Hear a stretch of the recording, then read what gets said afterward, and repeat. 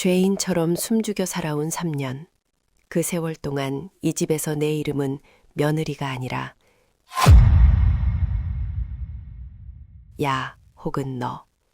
그리고 심기가 뒤틀리는 날이면 어김없이 그지 같은 게 였다. 강남 한복판 60평대 고급 아파트의 대리석 바닥은 언제나 차갑게 빛났지만 그 위를 걷는 내 발바닥은 늘 살얼음판을 딛는 기분이었다. 아침 5시. 남들은 단잠에 빠져 있을 시간이지만 나는 주반에 불을 켜는 것으로 하루를 시작했다. 시어머니 영숙은 유독 아침 식사에 까다로웠다.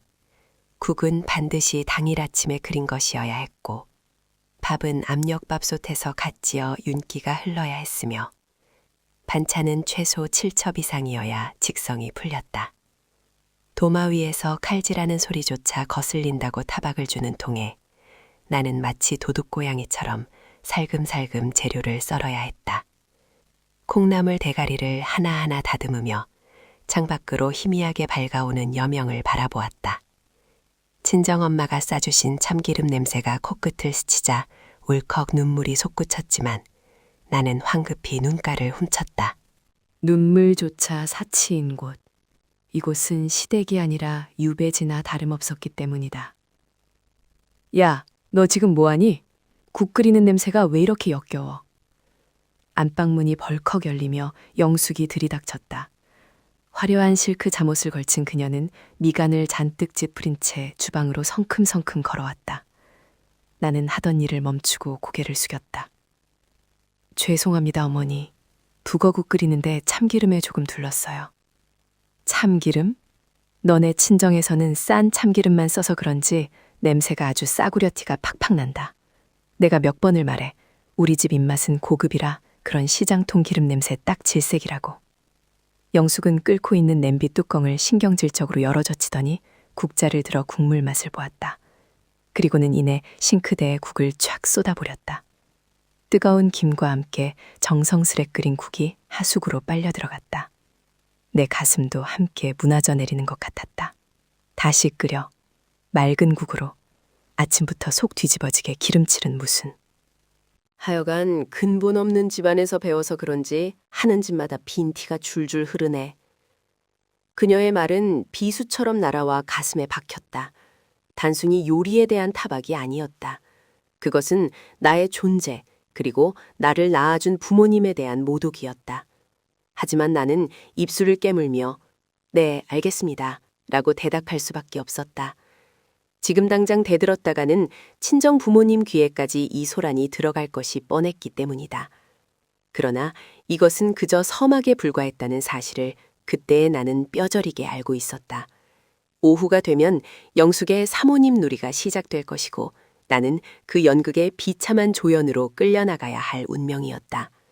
오후 2시, 거실은 영숙의 친구들인 소위 청담동 사모님들로 북적였다.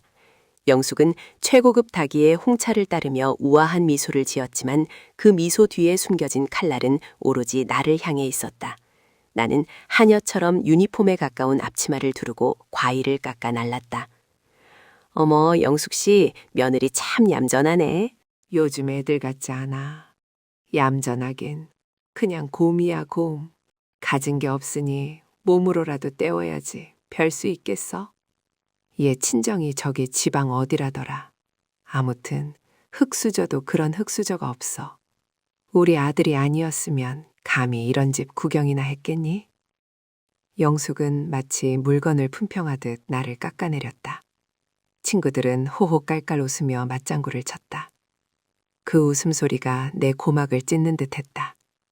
접시를 내려놓는 내 손이 미세하게 떨렸다. 어머, 얘 손 떨리는 것 좀 봐. 무식해서 그런지 힘쓰는 일은 잘하는데 섬세한 건 영광이라니까. 야, 수진아, 가서 걸레나 좀 빨아와라. 여기 테이블에 물비 있는 거 안 보이니? 영숙이 턱짓으로 테이블을 가리켰다. 거기엔 물기 하나 없었다. 그저 친구들 앞에서 며느리를 부리는 자신의 권력을 과시하고 싶은 욕망만이 번들거리고 있을 뿐이었다. 나는 묵묵히 부엌으로 돌아가 행주를 빨았다. 차가운 물에 손을 담그자 붉게 부르튼 손등이 쓰라려왔다. 결혼 전 유학 시절에는 피아노를 치던 손이었다. 하지만 지금은 락스 냄새와 음식물 쓰레기 냄새가 밴 영락없는 식모의 손이 되어 있었다. 거실에서는 여전히 나를 안주 삼아 씹어대고 있었다. 그래도 혼수는 좀 해왔어? 말도 마.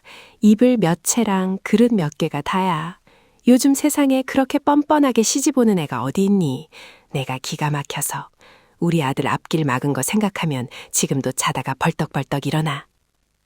가슴 깊은 곳에서 뜨거운 것이 치밀어 올랐다. 뻔뻔하다는 말은 내가 아니라 영숙에게 어울리는 단어였다. 사실 우리 집안이 겉보기엔 평범한 지방 유지처럼 보였을지 몰라도 영숙이 상상하는 것과는 차원이 다른 배경을 가지고 있었다. 단지 남편과의 사랑을 위해 그리고 검소하게 살라는 아버지의 가르침 때문에 모든 것을 숨기고 결혼했을 뿐이었다. 하지만 인내심이라는 두 개도 서서히 균열이 가고 있었다. 영숙의 모욕이 내 부모님을 향할 때마다 나는 마음속 깊은 곳에 묻어두었던 서늘한 칼날을 만지작거렸다. 언젠가 이 모든 수모를 되갚아줄 날이 오리라. 손님들이 돌아가고 난 뒤 집안은 폭풍이 휩쓸고 간 저리처럼 어수선했다. 영숙은 소파에 비스듬히 누워 텔레비전 채널을 돌리며 나에게 명령했다. 청소기 돌리고 바닥 물걸레질 싹 해놔. 아, 그리고 저녁엔 사돈어른 생신이라며? 전화는 드렸니? 갑작스러운 질문에 나는 걸레를 든 채 멈칫했다. 오늘이 친정아버지 생신인 것을 기억하고 있다니 웬일인가 싶었다. 네, 아까 오전에 잠깐 통화했습니다. 그래? 그럼 용돈이라도 좀 보내드렸어야 하는 거 아니니? 아, 맞다. 너 돈 없지? 네가 무슨 능력이 있어? 남편이 벌어다주는 돈 축내기나 하지. 영숙은 혀를 차며 지갑에서 5만 원짜리 지폐 2장을 꺼내 테이블 위에 툭 던졌다. 지폐가 힘없이 팔랑거리며 바닥으로 떨어졌다. 옛다, 이거라도 보내드려라. 과일이라도 사드시라고. 하긴 그 동네 수준에는 이것도 큰 돈이겠지.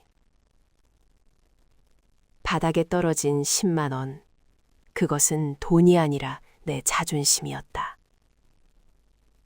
영숙은 내가 엎드려서 그 돈을 줍기를 감지덕지하며 감사하다고 머리를 조아리기를 기다리고 있었다. 그녀의 눈빛에는 가학적인 즐거움이 가득했다. 나는 떨어진 돈을 물끄러미 내려다보았다. 주먹을 꽉 쥔 손톱이 손바닥을 파고들었다. 지금 당장 저 돈을 찢어버리고 소리를 지르고 싶었다. 당신이 무시하는 우리 집안이 이 아파트 10채는 거뜬히 살 수 있다고 소리치고 싶었다. 하지만 아직은 때가 아니었다. 남편은 출장 중이었고 내가 지금 폭발해버리면 그동안 준비해온, 아니 견뎌온 모든 것이 물거품이 될 수도 있었다. 나는 천천히 무릎을 굽혔다. 굴욕감이 온몸을 휘감았다. 떨리는 손으로 지폐를 집어드는 순간 영숙의 비릿한 웃음소리가 머리 위에서 쏟아졌다. 그래, 그렇게 기어야지. 주제를 알아야 사는 게 편한 법이란다.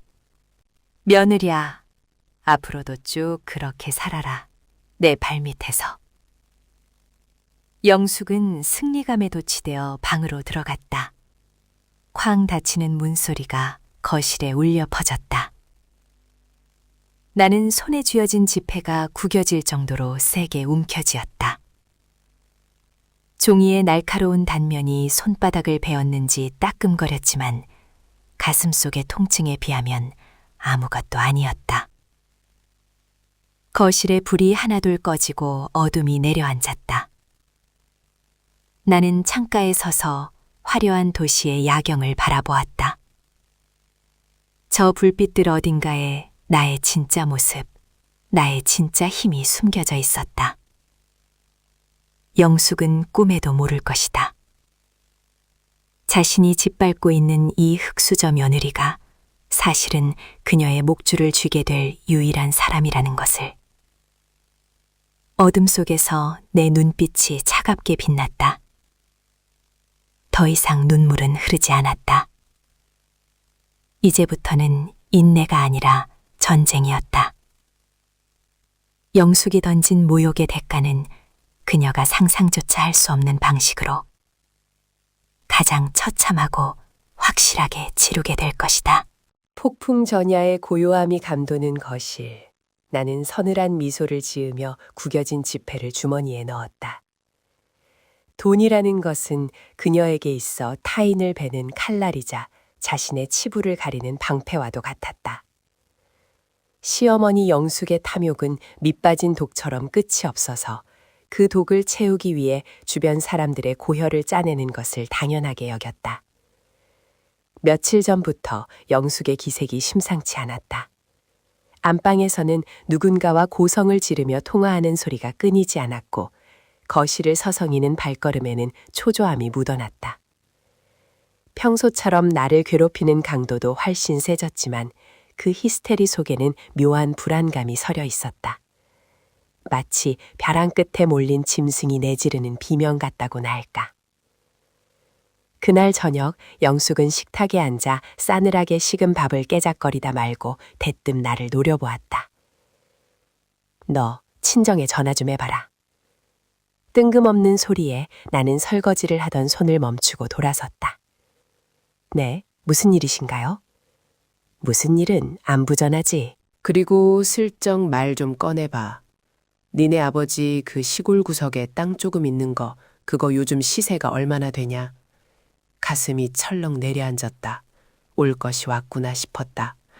영숙은 내 친정이 가난한 시골 농부라고 철석같이 믿고 있었지만 사실 아버지가 소유한 땅은 영숙이 상상하는 규모가 아니었다.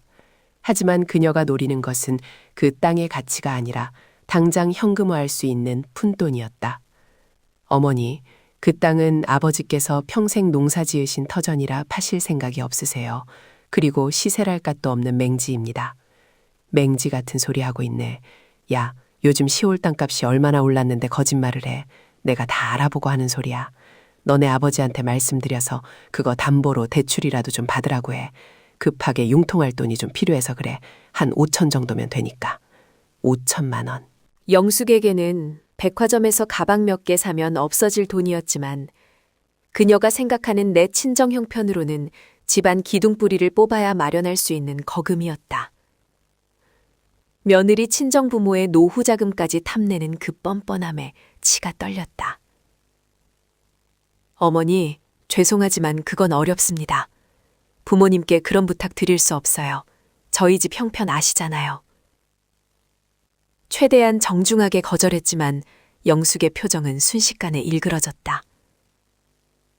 그녀가 마시던 물컵을 식탁에 콱 내려놓았다. 유리가 부딪히는 날카로운 파열음이 정적을 깼다. 뭐? 어렵다? 네가 지금 시어머니가 돈이 급하다는데 어렵다는 소리가 나와. 너 시집 올 때 빈손으로 온 거 내가 그동안 봐줬으면 은혜를 갚아야 할 거 아니야. 네 부모가 능력이 없으면 빚이라도 내서 보태는 게 도리지. 어디서 말대꾸야.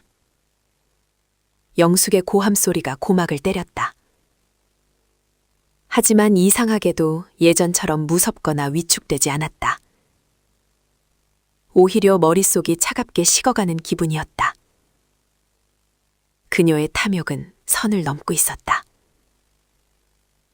나의 인내심을 시험하는 단계를 지나 절대 건드려서는 안 될 영린을 건드리고 만 것이다. 너네 부모가 평생 흙 파먹고 살아서 너도 그렇게 꽉 막힌 거니? 딸이 시집가서 구박받지 않게 하려면 알아서 기어야지. 당장 전화해. 안 그러면 내가 직접 전화해서 네가 이 집에서 어떤 꼴로 사는지 다 까발려 줄 테니까. 영숙은 수화기를 들어 내게 던지듯 밀었다. 협박이었다. 부모님 가슴에 대못을 받겠다는 그 저열한 협박 앞에서 나는 더 이상 착한 며느리 연극을 지속할 이유를 찾지 못했다. 3년 동안 꾹꾹 눌러 담았던 분노가 임계점을 넘어섰다. 나는 천천히 고무장갑을 벗었다. 질척한 물기가 손에서 빠져나가는 느낌이 마치 족쇄가 풀리는 것 같았다. 식탁으로 다가간 나는 영숙이 밀어놓은 수화기를 집어들었다. 영숙은 내가 굴복했다고 생각했는지 입가에 비릿한 미소를 띄었다. 그래, 진짜 그럴 것이지. 번호 눌러.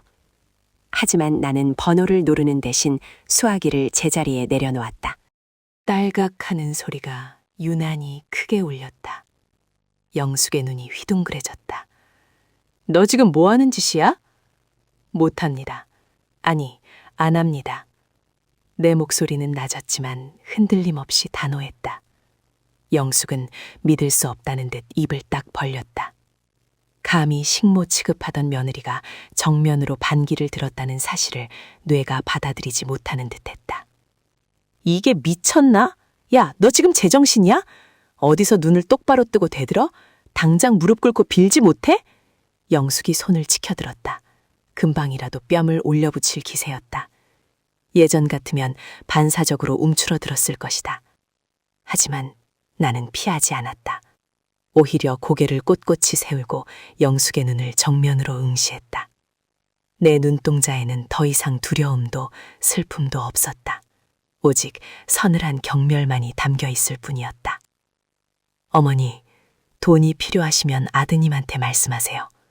왜 엄한 사돈댁을 들먹이십니까? 그리고 저희 부모님, 어머니가 그렇게 함부로 입에 올리실 분들 아닙니다. 예의 지키세요. 내 입에서 나온 말이라고는 믿기지 않을 만큼 차가운 어조였다. 영숙의 손이 허공에서 멈췄다. 그녀는 마치 낯선 사람을 보는 듯한 표정으로 나를 쳐다보았다. 항상 주눅 들어있던 며느리의 눈에서 뿜어져 나오는 서슬퍼런 기운에 압도당한 것이 분명했다. 그 순간 거실의 공기는 무겁게 가라앉았다. 영숙의 거친 숨소리만이 정막을 채웠다. 그녀는 분노로 얼굴이 불그락 푸르락해졌지만 섣불리 손을 내리지 못했다. 본능적으로 느낀 것이다. 눈앞에 서 있는 이 여자가 자신이 알던 그 만만한 며느리가 아니라는 사실을. 너 두고 보자. 남편 들어오면 네가 오늘 무슨 짓을 했는지 낱낱이 구할 거야. 이 집에서 쫓겨나고 싶어서 환장을 했구나. 네, 말씀하세요. 있는 그대로 다 말씀하세요. 저도 더 이상은 참지 않을 겁니다. 나는 쐐기를 막듯 한마디를 더 던지고는 뒤도 돌아보지 않고 부엌을 빠져나왔다. 등 뒤에서 영숙이 고래고래 소리를 지르며 물건을 집어던지는 소리가 들려왔지만 나는 걸음을 멈추지 않았다. 방으로 들어와 문을 잠그자마자 다리에 힘이 풀려 주저앉았다. 심장이 터질 듯이 뛰었다. 두려워서가 아니었다. 싸움이 시작되었다는 흥분, 그리고 이제는 돌이킬 수 없다는 비장함 때문이었다. 나는 떨리는 손으로 휴대폰을 꺼냈다. 저장된 이름 목록 중 결혼 후 한 번도 누르지 않았던 번호 하나가 눈에 들어왔다. 김 실장님. 아버지의 비서이자 우리 집안의 모든 법적, 재정적 문제를 처리하는 최측근이었다. 나는 심호흡을 한번 하고 통화 버튼을 눌렀다.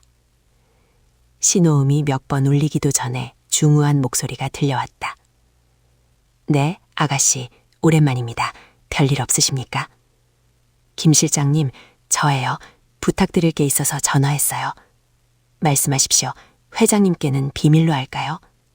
네, 아직은요. 대신 시어머니 강영숙 씨에 대해 좀 알아봐 주세요. 재정 상태부터 채무 관계까지 하나도 빠짐없이요. 수화기 너머로 잠시 침묵이 흘렀다. 김 실장은 영민한 사람이었다. 내 목소리에 담긴 뼈 있는 의도를 단번에 알아차렸을 것이다. 알겠습니다. 샅샅이 파악해서 보고 드리겠습니다. 혹시 무슨 일이 있으신 건 아니지요? 아니에요. 이제부터 일이 생길 것 같아서요. 아주 재미있는 일이. 전화를 끄는 나는 창문에 비친 내 얼굴을 바라보았다. 3년 전 사랑 하나만 믿고 순진하게 웃던 여자는 그곳에 없었다.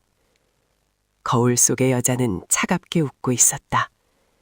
영숙이 그토록 원하던 돈, 그 돈의 진짜 주인이 누구인지 보여줄 시간이 다가오고 있었다. 영숙은 몰랐을 것이다. 쥐도 궁지에 몰리면 고양이를 문다지만 사실 나는 쥐가 아니라 발톱을 숨긴 호랑이였다는 것을. 그녀가 내 부모님을 건드린 순간 그녀는 스스로 파멸의 버튼을 누른 셈이었다. 나는 책상 서랍 깊숙한 곳에서 작은 수첩을 꺼냈다. 그곳에는 영숙이 나에게 퍼부었던 모욕과 폭언들이 날짜별로 꼼꼼하게 기록되어 있었다. 이것은 단순한 일기장이 아니었다. 훗날 그녀의 목을 조를 확실한 증거이자 나의 승전보가 될 기록이었다. 거실에서는 여전히 영숙의 분에 못 이긴 고함 소리가 들려왔지만 그것은 이제 패배자의 탄말마처럼 들릴 뿐이었다. 밤은 깊어가고 있었지만 나의 새벽은 이제 막 밝아오고 있었다. 거짓으로 쌓아 올린 성은 화려할수록 그 붕괴의 소리가 요란한 법이다. 김 실장이 보내온 서류 봉투를 뜯는 내 손끝에는 미세한 전율이 흘렀다. 밤새 팩스로 넘어온 A4 용지 수십 장에는 시어머니 영숙이 지난 30년간 감춰온 추악한 진실이 적나라하게 인쇄되어 있었다. 나는 침대 스탠드 불빛 아래서 그 서류들을 한 장 한 장 넘겼다. 믿기 힘든 숫자들의 나열이었다. 강남의 랜드마크라 불리는 이 60평 아파트는 이미 제2금융권, 아니 사채업자의 손에 넘어가기 직전인 껍데기뿐이었다. 등기부 등본에 을구라는 근저당 설정 내역으로 새카맣게 물들어 있어 더 이상 빈 공간을 찾을 수 없을 지경이었다. 영숙이 자랑하던 남편의 유산, 본인 명의의 상가 건물, 그리고 떵떵거리며 사모았던 명품들과 보석들, 그 모든 것이 신기루였다.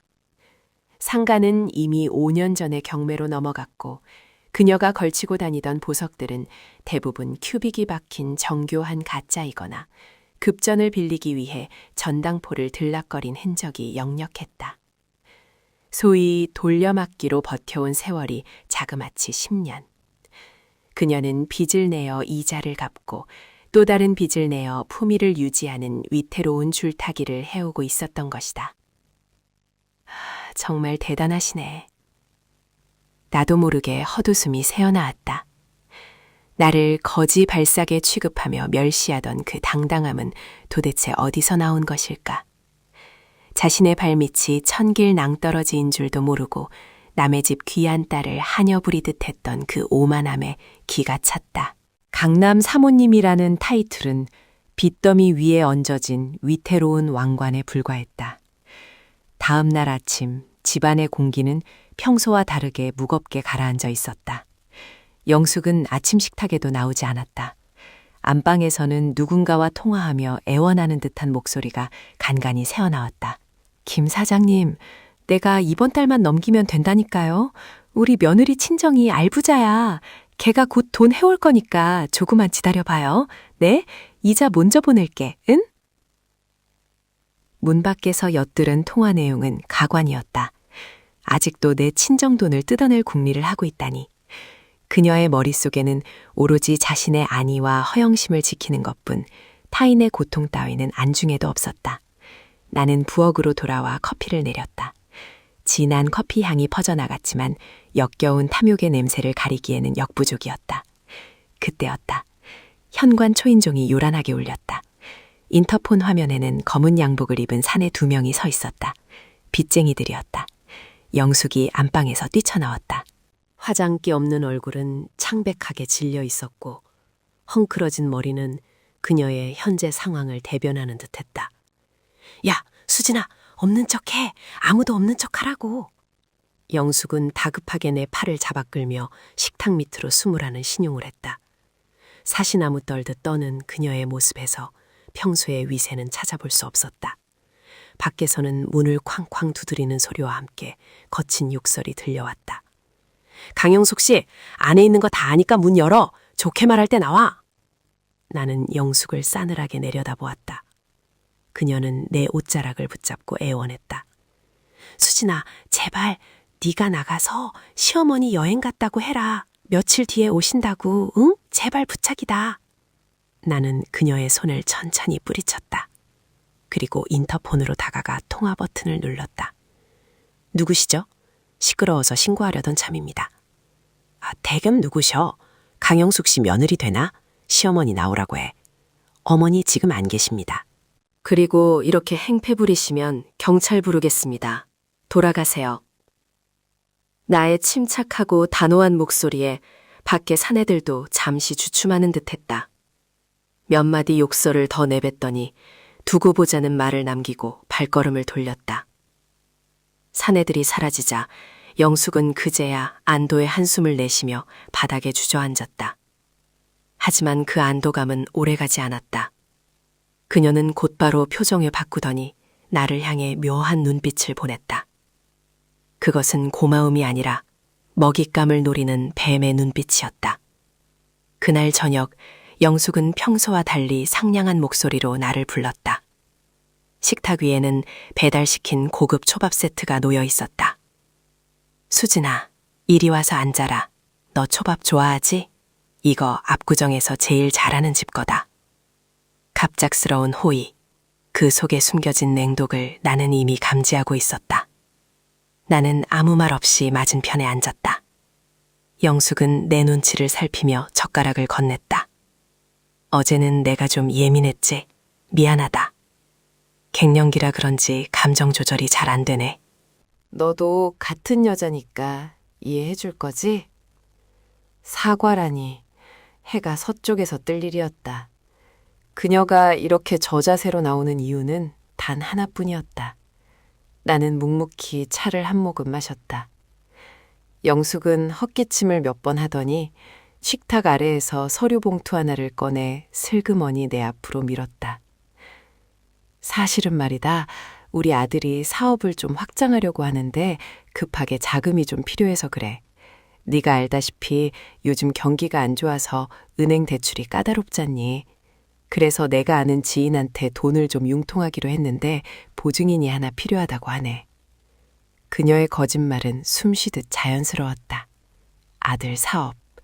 남편은 월급쟁이 임원일 뿐 사업과는 거리가 먼 사람이었다. 이 모든 것은 영숙 본인의 빚을 막기 위한 술수였다. 그냥 형식적인 거야. 내가 다 알아서 갚을 거고 너한테 피해갈 일은 절대 없다. 우리 며느리 시어머니 한 번만 믿어주라. 응? 서류를 흘깃보니 연대보증 계약서라는 글자가 선명했다. 사채업자가 요구한 서류가 분명했다.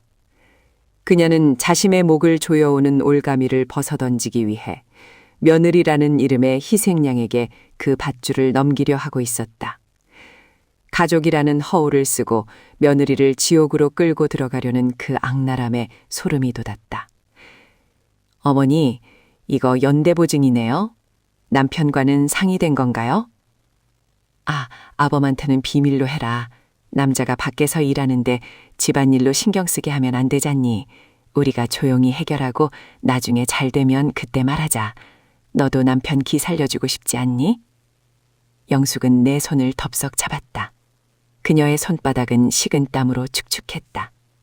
그 축축함이 마치 썩은 늪처럼 느껴져 구역질이 날 것 같았다. 그녀가 내미는 펜 끝이 미세하게 떨리고 있었다. 저 펜을 잡는 순간 나는 법적으로 그녀의 모든 빚을 떠안게 될 것이고 그녀는 유유시 빠져나가 또다시 나를 비웃으며 살 것이다. 나는 펜을 집어들었다. 영숙의 눈동자가 기대감으로 번들거렸다. 입가에 감출 수 없는 미소가 번지는 것을 나는 놓치지 않았다. 수진아, 그래. 역시 우리 며느리밖에 없다. 내가 나중에 너한테 섭섭지 않게 해줄게. 섭섭지 않게라. 아마도 나를 신용불량자로 만들고 길거리에 나앉게 해주는 것이 그녀가 말하는 보답일 것이다. 나는 펜을 손안에서 빙글 돌렸다. 지금 당장 이 서류를 찢어발기고 그녀의 면전에 소리를 지를 수도 있었다. 당신 파산 직전인 거 다 안다고 폭로할 수도 있었다. 하지만 그것은 너무 싱거운 복수였다. 썩은 동아줄을 잡은 것은 내가 아니라 바로 눈앞에서 탐욕스럽게 입맛을 다시고 있는 시어머니 당심이었다. 나는 이 상황을 역이 이용하기로 마음먹었다. 그녀가 판 함정은 오히려 그녀 자신을 영원히 가두는 감옥이 될 것이다. 어머니, 제가 이거 사인해드리면... 그래, 사인만 하면 돼. 그러면 모든 게 해결돼. 네, 알겠어요. 그런데 인감도장을 방에 두고 왔네요. 잠시만요. 나는 서류들 챙겨들고 일어섰다. 영숙은 안달이 난 표정으로 고개를 끄덕였다. 그래, 얼른 가져와라, 얼른. 방으로 들어온 나는 문을 잠그고 서류를 책상 위에 던졌다. 그리고 휴대폰을 꺼내 김 실장에게 문자를 보냈다. 실장님, 지금 바로 작업 시작해 주십시오. 강영숙 씨의 모든 채권을 매입해 주십시오. 단 하나도 남김없이 가장 악질적인 사채까지 전부 다요. 전송 버튼을 누르는 내 손가락에는 망설임이 없었다. 이제부터 나는 며느리가 아니라 그녀의 생사여탈권을 쥔 최대 채권자가 되는 것이다. 밖에서는 영숙이 초조하게 거실을 서성이는 발소리가 들려왔다. 그 소리가 마치 도살장으로 끌려가는 짐승의 발버둥처럼 들렸다. 나는 거울을 보며 매무새를 다듬었다. 이제 시호는 끝났다. 이막이 오를 시간이었다. 영숙이 기다리는 식탁으로 돌아가는 내 발걸음은 그 어느 때보다 가벼웠다. 그녀가 그토록 원하던 돈, 그 돈으로 만들어진 족쇄를 그녀의 발목에 채워줄 순간이 다가오고 있었다.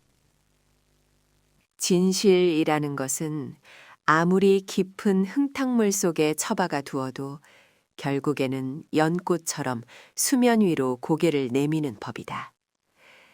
나는 방에서 인감도장 대신 붉은색 립스틱 하나를 챙겨들고 거실로 나갔다. 영숙은 식탁에 앉아 다리를 떨며 나를 기다리고 있었다. 그녀의 눈은 오로지 내가 가져올 도장에만 꽂혀 있었다. 그 파묘스러운 눈빛을 마주하자 지난 3년간 억눌러왔던 감정의 찌꺼기들이 순식간에 증발해버리는 듯했다. 이제 남은 것은 차갑게 식어버린 이성뿐이었다. 도장은 가져왔니? 그래, 얼른 이리 내놔라. 시간 없다. 영숙이 손을 내밀었다. 나는 그 손바닥 위에 도장 대신 가져온 립스틱을 천천히 올려놓았다. 영숙의 표정이 일그러졌다. 이게 뭐냐? 장난해? 도장 가져오라니까 웬 립스틱이야? 어머니, 도장은 필요 없어요. 제가 사인할 일은 없을 테니까요. 뭐? 너 지금 나랑 해보자는 거냐? 이깟 종이 쪼가리에 이름 석자 적는 게 그렇게 어려워? 네가 시댁 망하는 꼴을 봐야 속이 시원하겠어? 영숙이 고래고래 소리를 치르며 식탁을 내리쳤다. 그릇들이 달그락거리며 위태로운 소리를 냈다. 하지만 나는 눈 하나 깜짝하지 않았다. 오히려 입가에 옅은 미소를 머금었다. 그 미소가 영숙을 더 미치게 만들었다. 네, 보고 싶네요. 어머니가 쌓아 올린 그 허영의 탑이 무너지는 꼴을요. 인연이... 영숙이 자리를 박차고 일어나 내 머리채를 잡으려던 찰나였다. 현관 초인종이 울렸다. 이번에는 빚쟁이들의 거친 두드림이 아니었다. 정중하고도 묵직한 벨소리였다. 영숙은 흠칫 놀라며 동작을 멈췄다. 누구야? 또 그놈들이야? 공포에 질린 영숙의 눈동자가 흔들렸다. 나는 천천히 몸을 돌려 현관으로 향했다. 제가 문 열어드릴게요. 손님이 오셨거든요.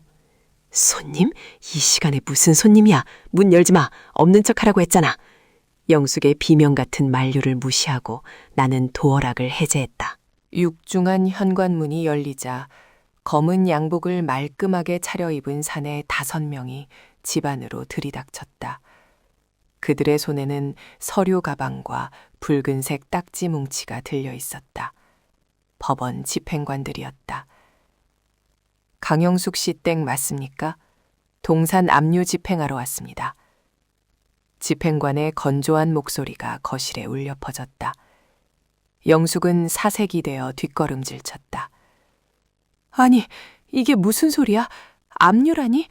내가 이자 낼 날짜가 아직 남았는데 당신들 누구 허락받고 들어온 거야? 영숙이 악을 쓰며 달려들었지만 사내들은 눈 하나 꿈쩍하지 않고 능숙하게 움직였다. 그들은 거실의 고가 가구, 벽에 걸린 그림, 장식장의 양주, 그리고 영숙이 아끼던 텔레비전에 가차없이 붉은색 압류 딱지를 붙이기 시작했다. 탁탁 하고 딱지가 붙는 소리가 마치 영숙의 심장을 때리는 소리처럼 들렸다. 그 붉은 딱지들은 강남 사모님이라는 그녀의 허상이 얼마나 얄팍한 것이었는지를 증명하는 주홍 글씨와도 같았다. 영숙은 자신의 보물들이 붉은 딱지로 뒤덮이는 광경을 보며 비명을 질렀다. 안 돼! 내 밍크 코트, 내 도자기, 이거 건드리지 마! 이거 다 내 거야! 그녀는 소파를 끌어안고 발버둥 쳤지만 집행관들은 냉정하게 그녀를 밀어내고 딱지를 붙였다. 집안은 순식간에 아수라장이 되었다. 그때 현관에서 중후한 차림의 중년 남성이 천천히 걸어 들어왔다. 김 실장이었다. 영숙은 김 실장을 보자마자 그에게 달려가 매달렸다. 당신이 책임자야? 이거 당장 떼! 내가 누군지를 알고 이래. 우리 며느리 친정이 돈 좀 있는 집안이야. 금방 갚을 수 있다고. 김 실장은 영숙의 손을 정중하게 그러나 단호하게 떼어냈다. 그리고는 그녀를 지나쳐 나에게로 다가왔다. 영숙은 멍한 표정으로 그 모습을 지켜보았다. 김 실장은 내 앞에 멈춰 서더니 허리를 90도로 숙여 깊이 고개를 숙였다. 아가씨, 늦어서 죄송합니다. 지시하신 대로 강영숙 씨의 모든 채권 매입 절차를 완료했습니다. 현재 이 집을 포함한 모든 자산의 압류 권한은 아가씨께 있습니다. 순간 거실에는 찬물을 끼얹은 듯한 정적이 흘렀다. 영숙은 자신의 귀를 의심하는 듯 입을 딱 벌린 채 김 실장과 나를 번갈아 쳐다보았다. 아가씨? 채권 매입?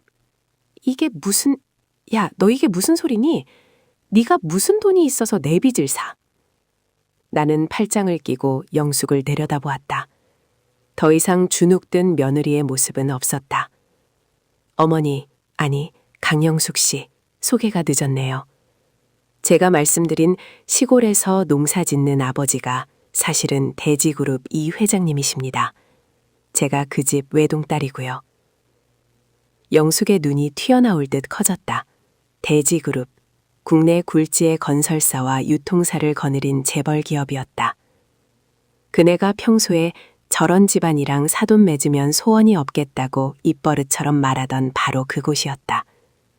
그녀의 다리가 풀렸는지 바닥으로 주저앉았다. 거짓말? 네가 그 집 딸이라고? 그럼 그동안 흑수저니 뭐니 했던 건 다, 네, 다 연극이었어요. 사람 됨됨이 보고 결혼하고 싶어서 아버지께 부탁드려서 신분 숨기고 들어왔던 거예요. 그런데 어머니 덕분에 알게 됐네요. 사람 됨됨이라는 게 돈 앞에서는 휴지 조각보다 못하다는 걸요. 나는 김 실장에게서 서류 뭉치를 건네받아 영숙의 앞에 던졌다. 종이들이 눈처럼 흩날리며 그녀의 무릎 위로 떨어졌다. 보세요. 당신이 쓴 사채, 카드빚, 은행 대출, 그 모든 채권의 양수인이 접니다. 다시 말해, 지금 이 순간부터 당신의 목줄을 쥐고 있는 주인은 은행도 사채업자도 아닌 바로 당신이 그토록 무시하던 며느리라는 뜻입니다. 영숙은 떨리는 손으로 서류를 집어들었다. 채권자 이수진. 그 이름 석자가 그녀의 숨통을 조여오는 듯했다. 그녀는 믿을 수 없다는 현실 앞에서 공황 상태에 빠진 듯 털떡거렸다. 자신이 쥐고 흔들던 며느리가 사실은 자신을 한순간에 짓밟을 수 있는 거인이었다는 사실을 깨닫는 순간 그녀의 오만함은 산산조각이 났다. 그녀가 그토록 멸시하며 밟아왔던 존재가 실은 그녀의 생사여탈권을 쥔 절대자였다는 아이러니. 영숙은 그 충격에 말을 잇지 못하고 뻐끔거렸다. 수진아, 아니 아가씨, 이게 다 오해야. 내가 너 미워서 그런 게 아니라 다 너 잘 되라고 가르치려고. 가르쳐요? 식모처럼 부려먹고 친정부만 모욕하고 빚보증더지 세우려던 게 가르침입니까? 내 목소리는 낮았지만 공간을 쩌렁쩌렁 울릴 만큼 위압적이었다. 김 실장이 내 곁에 서서 위험을 더했다. 붉은 딱지가 덕지덕지 붙은 거실 한가운데 화려한 실크 잠옷을 입고 주저앉은 영숙의 모습은 처량하다 못해 기괴해 보였다. 어머니가 좋아하시는 돈, 그 돈으로 해결해 드렸잖아요. 이제 만족하세요. 아 참, 이 집도 곧 경매 넘어갈 겁니다. 제 소유가 되겠네요. 나가실 준비 하셔야죠. 아니야. 내가 잘못했다. 수진아, 내가 눈이 멀어서 제발 한 번만 받아오. 응? 우리 식구잖아. 내가 네 시어머니잖아. 영숙이 무릎을 꿇고 내 다리를 붙잡으려 기어왔다. 눈물 콧물 범벅이 된 얼굴로 애원하는 꼴이 가관이었다. 하지만 내 마음속에는 일말의 동정심도 잃지 않았다. 지난 3년간 그녀가 내게 줬던 모멸감과 상처들이 너무나 깊었기에 지금의 눈물은 그저 악어의 눈물로 밖에 보이지 않았다. 나는 한 걸음 뒤로 물러나 그녀의 손을 피했다. 식구요? 며느리는 남이라면서요. 필요할 때만 식구 찾지 마세요. 역겨우니까. 나는 김 실장에게 눈짓했다. 실장님, 집행 계속하세요. 숟가락 하나까지 남김없이 압류하세요. 네, 알겠습니다. 집행관들이 다시 움직이기 시작했다. 영숙의 절규가 거실을 메웠지만 그 누구도 귀 기울이지 않았다. 나는 소파에 앉아 그 광경을 지켜보았다. 마치 잘 짜인 복수극의 클라이맥스를 관람하는 관객처럼. 그녀가 자랑하던 모든 것이 붉은 딱지에 덮여가는 동안 나는 비로소 깊은 숨을 내쉴 수 있었다. 이것은 단순한 복수가 아니었다. 잘못된 것을 바로잡고 짓밟힌 존엄을 되찾는 정의의 실현이었다. 영숙은 이제야 알게 될 것이다. 자신이 휘두르던 권력이 얼마나 덧없는 것이었는지. 그리고 진정한 힘은 통장 잔고가 아니라 사람의 마음을 얻는 데서 나온다는 것을. 물론 그녀가 그것을 깨닫기에는 이미 너무 늦어버렸지만 말이다. 후회란 언제나 가장 늦게 도착하는 손님과 같아서 모든 것이 불타버린 폐허 위에 홀로 서서야 비로소 그 얼굴을 드러낸다. 거실 바닥에 주저앉아 내 바짓가랑이를 붙잡고 늘어지는 시어머니 영숙의 모습은 더 이상 내가 알던 서슬퍼런 강남 사모님이 아니었다. 헝클어진 머리카락 사이로 드러난 그녀의 눈동자는 공포와 절망으로 뒤범벅되어 있었고 명품이라 자랑하던 실크 잠옷은 바닥에 먼지와 눈물로 얼룩져 볼품없이 구겨져 있었다. 그녀는 마치 물에 빠진 사람이 지푸라기라도 잡는 심정으로 내 다리에 매달려 애원했다. 수진아, 내가 잘못했다. 내가 미쳤었나 봐. 네가 이렇게 귀한 집 자식인 줄도 모르고 제발 한 번만 살려다오. 이 집 넘어가면 우린 길바닥에 나앉아야 해. 응? 우리 며느리 착하잖아. 착하다는 말. 지난 3년 동안 나를 올가매고 착취하기 위해 그녀가 숱하게 사용했던 그 단어가 이제는 비수가 되어 그녀 자신의 목을 겨누고 있었다. 나는 싸늘한 눈빛으로 그녀를 내려다보았다. 그녀의 소나기 힘이 어찌나 센지 발목이 욱신거릴 정도였지만 내 마음은 차갑게 식어 조금의 동요도 앞섰다. 어머니, 차판 며느리는 3년 전에 죽었어요. 어머니가 죽이셨잖아요. 기억 안 나세요? 내 목소리는 낮고 건조했지만 그 안에 담긴 냉기는 영숙의 뼈까지 스며드는 듯했다. 그녀가 흠칫하며 잡고 있던 손을 떨었다. 그때 현관문이 열리며 남편 민호가 들어왔다. 그는 집안 곳곳에 붙은 붉은 딱지와 바닥에 엎드린 어머니, 그리고 그 앞에 서 있는 낯선 양복쟁이들을 보고 사색이 되어 멈춰섰다. 이게 다 무슨 일이야? 엄마, 왜 그러고 있어? 수진이 너는 왜? 영숙은 아들을 보자마자 엉금엉금 기어가 그의 다리를 붙잡고 통곡했다. 민호야, 수진이가 돼지그룹 딸이란다. 이 집 빚도 제가 다 샀대. 네가 말 좀 잘해봐라. 우리 쫓겨나게 생겼어. 민호의 눈이 찢어질 듯 커졌다. 그는 믿을 수 없다는 표정으로 나를 바라보았다. 그 눈빛에는 놀라움과 동시에 놓쳐버린 로또 복권을 바라보는 듯한 비열한 탐욕이 스쳐 지나갔다. 나는 그 찰나의 표정을 놓치지 않았다.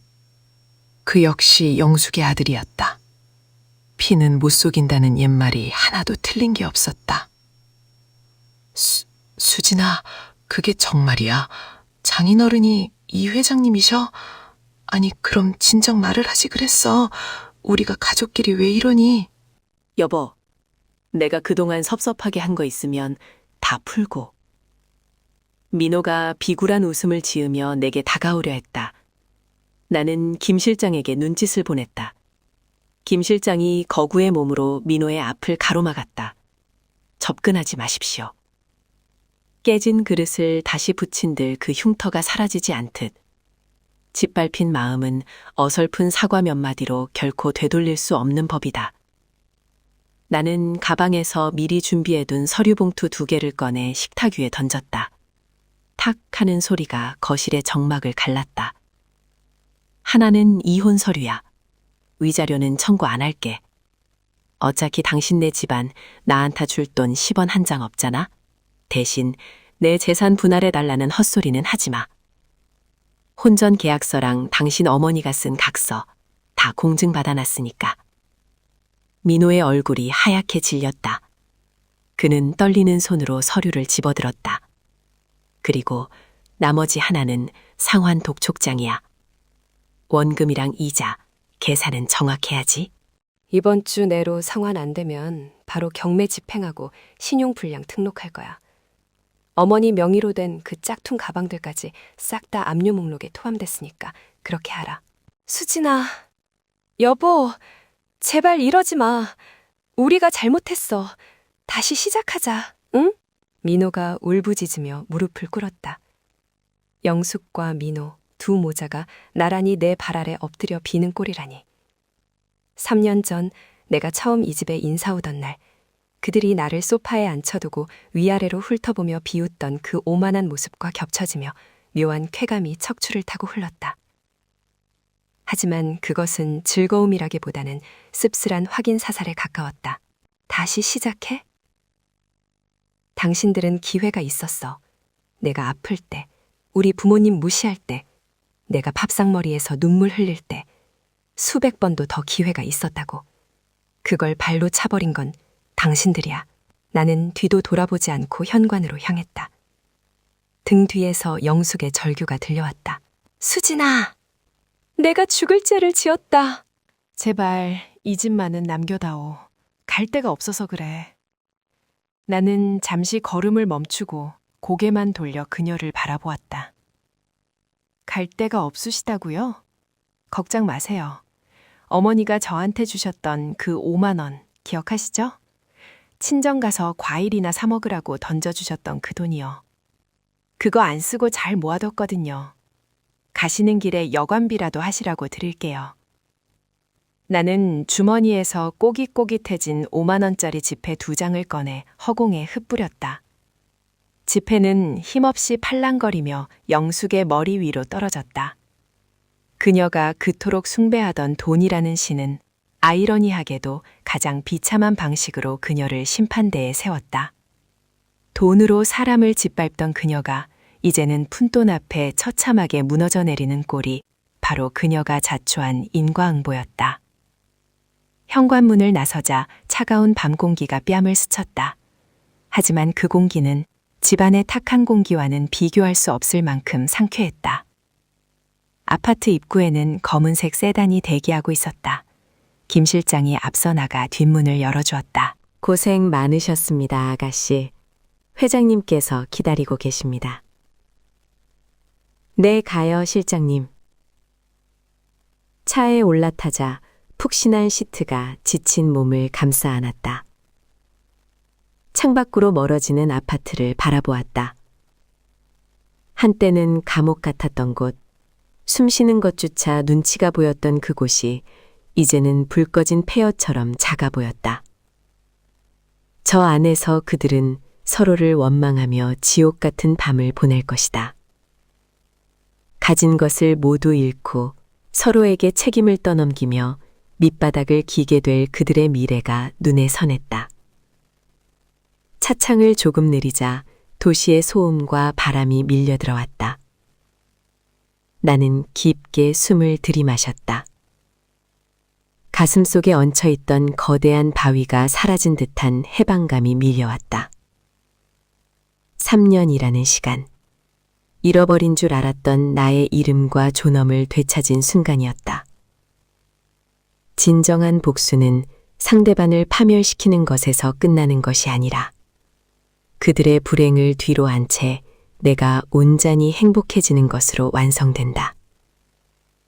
나는 이제 더 이상 누군가의 며느리도 아내도 아니었다. 너는 오롯이 나 자신, 이수진으로 살아가게 될 것이다. 실장님, 라디오 좀 틀어주실래요? 신나는 노래로요. 알겠습니다. 경쾌한 음악이 차 안을 채웠다. 나는 거울을 보며 립스틱을 고쳐 발랐다. 붉은색. 그것은 압류 딱지의 색이 아니라 나의 새로운 시작을 알리는 열정의 색이었다. 차는 화려한 도심의 불빛 속으로 미끄러지듯 나아갔다. 앞유리 너머로 펼쳐진 길은 끝없이 뻗어 있었고 그 길 끝에는 그 누구의 눈치도 볼 필요 없는 나의 찬란한 인생이 기다리고 있었다. 입가에 번지는 미소를 굳이 감추지 않았다. 이제부터는 진짜 내 인생의 일막일장이 시작되는 것이다. 지나간 시간은 수업료를 낸 셈치기로 했다. 사람을 보는 눈, 그리고 나 자신을 지키는 법을 배웠으니 아주 비싼 수업료는 아니었으리라. 밤하늘의 별들이 유난히 밝게 빛나고 있었다. 마치 나의 앞날을 축복해주는 것처럼. 나는 창밖으로 손을 뻗어 바람을 느꼈다. 손가락 사이로 빠져나가는 바람조차 자유로웠다. 나는 눈을 감고 그 자유를 만끽했다. 어둠은 지나갔고 이제 곧 눈부신 새벽이 올 것이다. 끝까지 함께 해주셔서 진심으로 감사드립니다. 항상 건강하고 행복하세요. 고맙습니다.